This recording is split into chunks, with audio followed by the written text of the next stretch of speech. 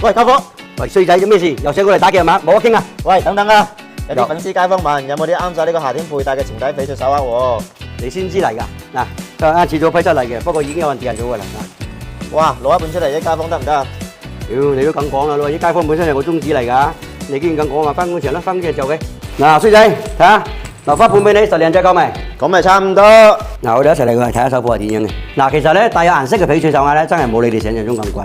嗱，而咧就係因為人哋鋪頭嗰度開支大，燈油火蠟樣樣都要錢嘅，所以成本大咗，自然就賣得貴啦。都唔使我講，你哋大家都明㗎。但係喺我老夫子呢度全部都係一手貨型嘅，自己買嘅料，自己開嘅料，自己睇嘅料，自己起賣貨，冇咗中間商嗰5、6層嘅差價。所以你話緊嘢抵唔抵食先？嗱，好似我手頭上呢批情底嘅翡翠手鐲咧，一眼就生嘅，你睇下佢條形飽滿圓潤，重水通透。嗱，底子係比較乾淨嘅。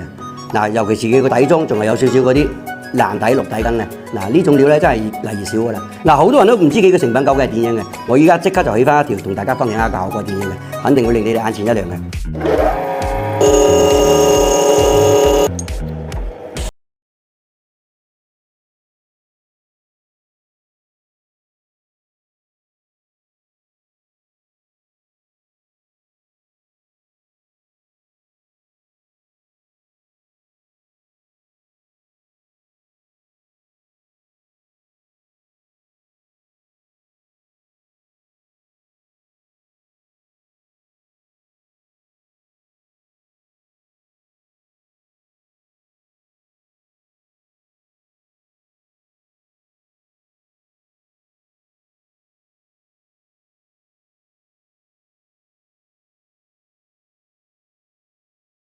嗱，就能攞去嗰邊睇下成品效果係點樣嘅。嗱，依一條成品又已經出咗嚟啦。哇！